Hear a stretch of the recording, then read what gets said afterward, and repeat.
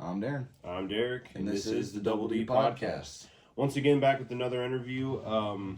Again, I don't know how, but BOTB management has somehow, even though Darren has been very vocal, and enough so we have to put a warning in front of our videos now because of you. Thank you very much. I think he's scared because he's got the specific person we're interviewing has to do with the protection of him. Okay, well, we'll see. But anyway, somehow we got another BOTB staple, a security. Well, I'll let you introduce yourself. Well, I am Mike Tapke. I am one of the heads of security for BOTB.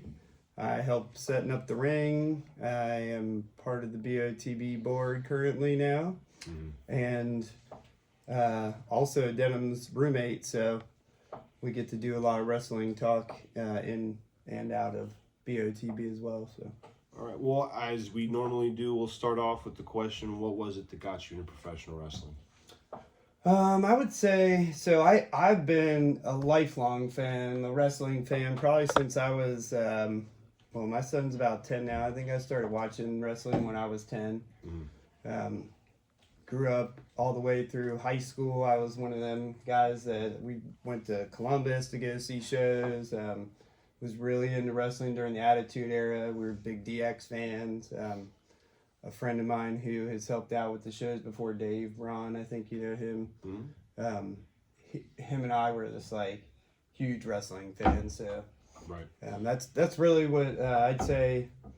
You know, more the Attitude Era, I think, is really what got me into wrestling. And then I kind of, after high school and college, I'd say I dropped out of wrestling a little bit. I like a lot of people. I was more the WWE guy. So when they kind of went through their little lull, I was in that lull too. And then just recently, within the past couple of years, I've been playing softball with Denham, and he had been clamoring about his wrestling shows, and I always had a little bit of interest in them, but never really like made any kind of commitment toward it. And one day, you know, I had a free weekend, and he was like telling everybody about the show at softball again, and I said, yeah, I'll go check it out and give it a shot. And I've been a staple and a regular ever since then. My very first show, I got to be part of the show as a security guard. I was protecting his mom in the match against Ledbetter.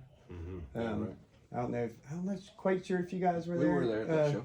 Yeah, so that was like my very first show that I actually attended and was a part of. Okay, yeah. Oh, so and just being actually part, Vamani threw me like about 5 feet onto the hard floor or something. It was part of the spot. I didn't know what was going on. So like for me, growing up and loving wrestling, and then actually like I became part of the show almost. That like really drew me in with BOTB. I was like, oh, this is cool. Like I'm part of the show.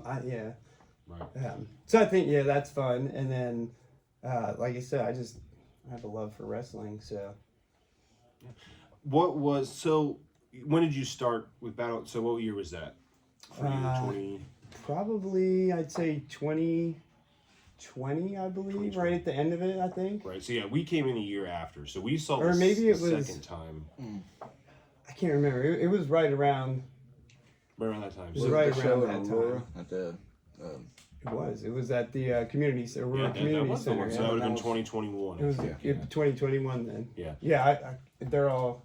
Like I said, once we started doing it, I've been a part of every show since then. So they're all run together now. Almost the same with us. It was a Friday show, and then we didn't go that Saturday. But then I think the first show of 2022, I went to, and then you came in like the next show or something like that. So we've been. My first show was my second show seeing was Morse Hill. That's right. Yeah, we had a table set up there. Yeah, so that was when we also first became a sponsor. Also, that's right. Yeah, and now look at us. Now we're interviewing security. Listen, now we have to talk about something. So, what has been some of the craziest moments you've seen as a security guard, whether it be with fans or performers or whoever? I mean, what's some of and keep it as names omitted if needed, but just some crazy stories. Anything.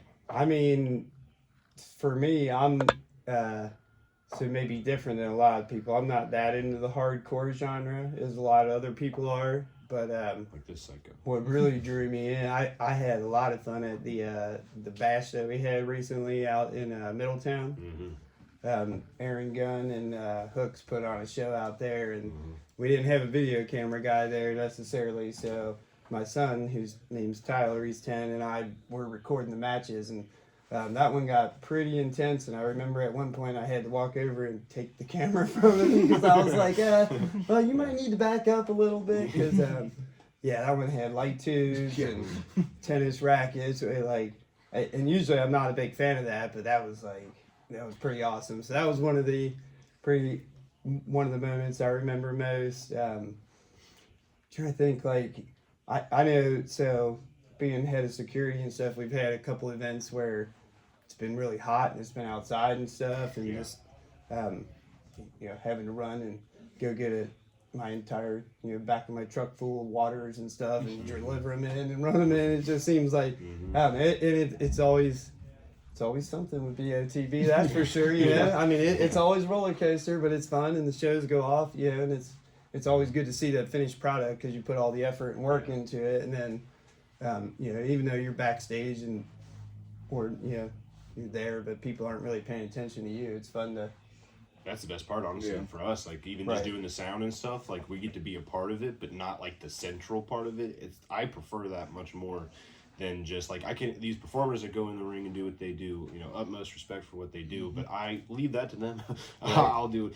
But it is kind of fun. So we talk to wrestlers, we talk to them about what they do in the ring, but setting up, like you said, setting up the ring. We've gotten to do that a couple times now.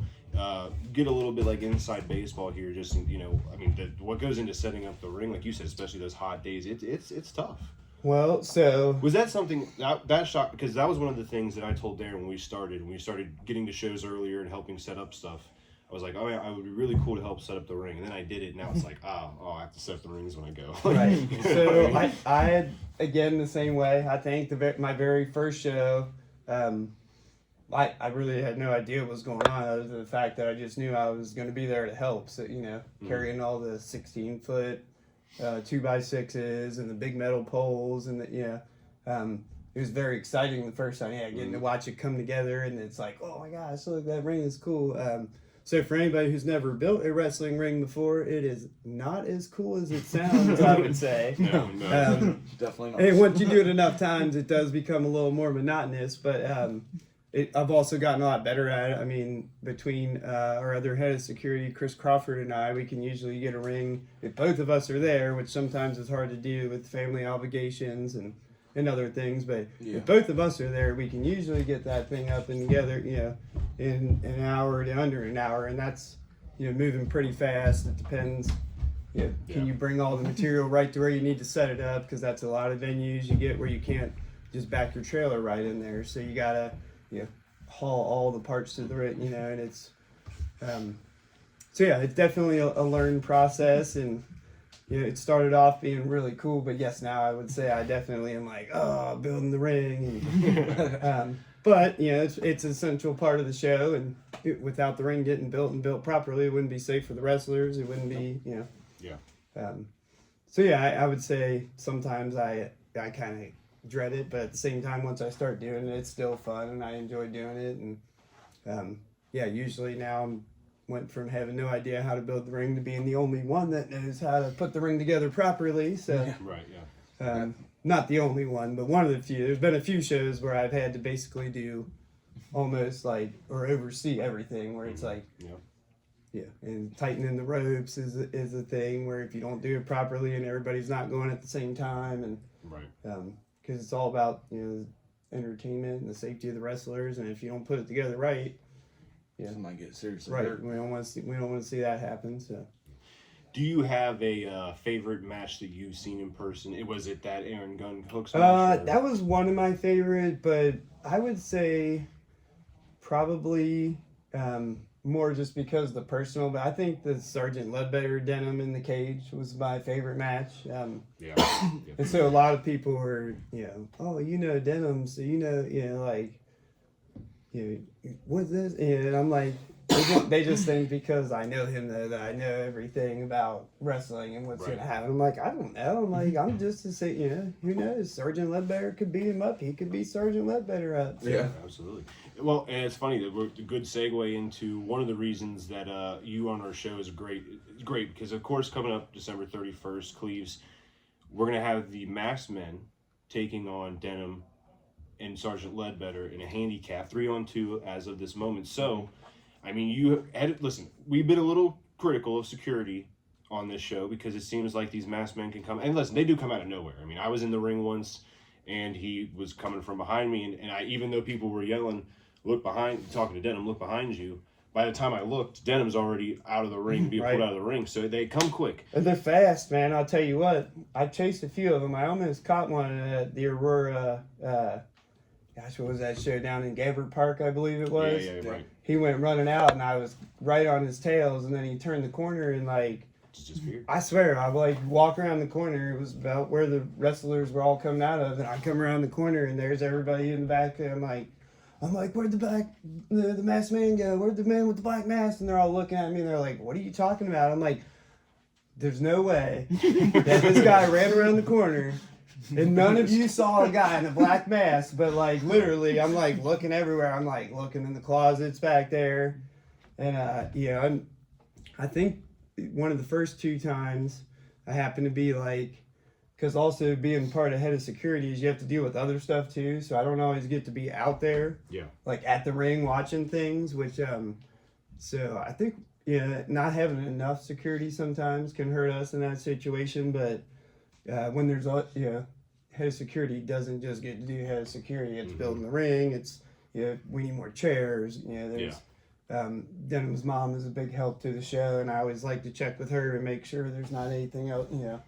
Does she need anything? Because she's up there taking tickets and doing all the stuff she does. And oh man, I had a question. How's it feel being the fastest one in the security? Because I've seen them wheels rolling. Like you said, you almost caught hey, I've seen them wheels rolling, and you're pretty quick. I'm 41 years old, and we have most of the security guards are much, much younger than I am.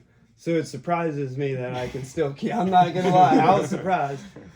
Even one of the wrestlers was like, "I've never seen you run that fast that day." I'm telling you, I had him when he went around that corner, and I have no idea where he went, but I had him. Like, I was within a few feet of him, and it was gone. I'm like, this is wild. I'm like, there's no way. I mean, they've been getting away with it for over a year now. I mean, or will be soon a year. And that's insane to me. I'm hoping to see an end come to that here at the New Year's Eve bash when they have their match. So. Yeah, now this guy over here is rooting for masked people we don't know, which I don't understand. But let's kind of wait, you're rooting for the masked people? Yep. So you want to see Denham lose? Oh yeah. Interesting. Yeah, interesting. Oh yes. And like I said, so you like you said, and Ledbetter. I think you might want to start looking at this guy. And maybe he has a maybe he has something to do with the masked man, huh? That would be something, because for weeks we were talking about how we're on the case and we were working together to try to figure out who it was. Were you just throwing me off the trail the whole time? Was I getting close and you were just like, oh look at this person over here, shiny object? While you're and I'm not 100% convinced that the masked men or the masked men or the masked multiple men. Yeah. Because I've seen one that looked taller one time, 2 that were a little shorter when they came out together. The tag team match both looked like the shorter ones. Yep. There was a taller one to begin with. There was one that sort of looked like Amos when he pulled his mask off the one time. So it's like, how many masked men are there really? Is it just the 3 of them? Are there more than 3 of them? I don't know. How many masked men can I control being head of security? That's right. It's like they're coming from everywhere, and you don't know who they are. Might want to beef up your security a little bit then. I told Denham we need a few more security guards, and well, Denham, he wants to handle it himself. I'll do security. Which I respect. No, don't let this guy discourage. You're on the other team, man. I'll do security. So a little trip. Speak on that a little bit, if you would. Like, how has, you don't have to give. I mean, like you said, he doesn't really say much, but how has this affected Denham? This with the betrayal of Amos, as you said, with the masked men running rampant in his company. Has it affected him a lot? I mean, is it? I think at some point it affected him to a point where he just got tired of it, and I'm pretty sure that on New Year's Eve he's going to put an end to it. Yeah, I'm sure he's got something. Yeah, I will definitely have beefed up security there to make sure that there's no other masked men getting involved while the masked men are already out there. Yeah. And I'll guarantee that head of security that we're gonna do everything we can to keep any other masked men from interfering in this match, because there needs to be some finality to it. And And that's just what needs to happen. So absolutely. And hey, listen, if you're out there, if you're at the show and you see a masked guy, let someone know. Don't get in the way. Don't try to do it yourself. Let the security know. These are dangerous people who aren't afraid. I mean, if they're doing it to denim, they'll do it to anybody. So make sure you let security know if you see something. See something, say something. You got to make sure that happens. That's what they say at my work. Yeah, exactly. Yeah, OSHA. Is there anything else you're excited about for the 31st? Other matches you're looking forward to, or is that the match that you? I think that's probably the main match I'm looking forward to, but it is a pretty loaded card. So yeah, I mean, I'm excited. I like all the matches.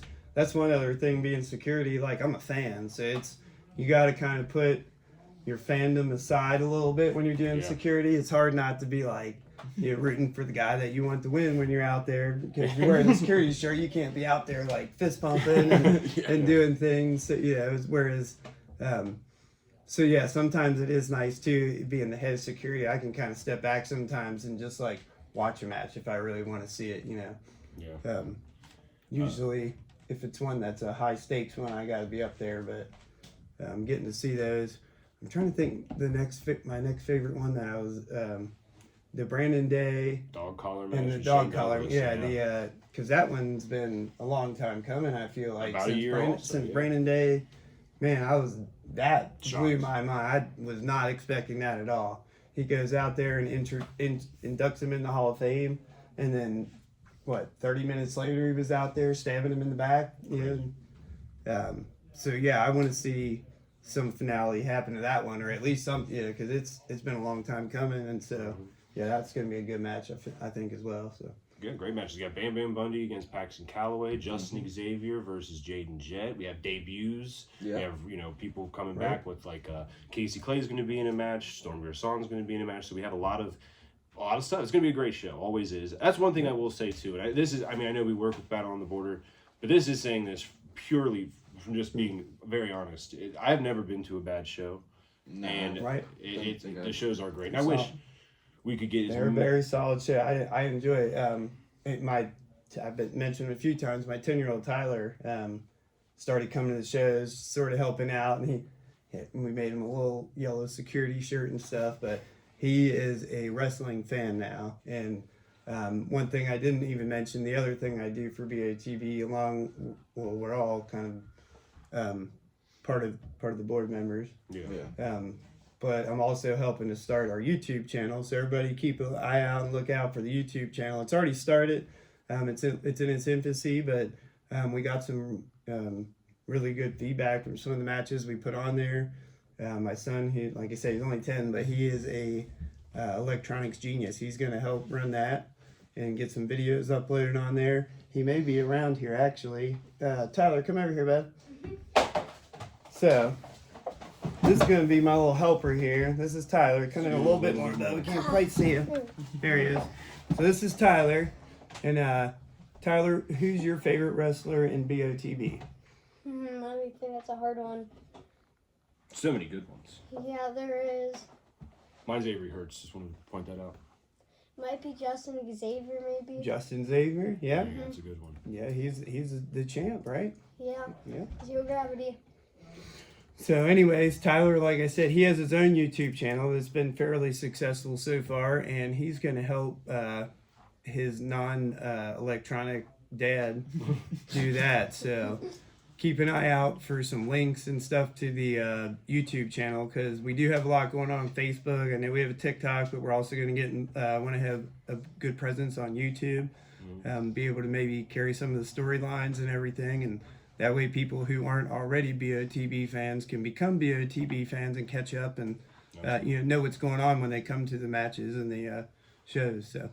All right. Well, Darren, anything else you wanted to mention? Not that I can think of. Anything else you wanted to mention? No. Thank you guys for Thank you. Pleasure. Absolutely. Enjoyed it. All right, and we will see you guys next time. See you later.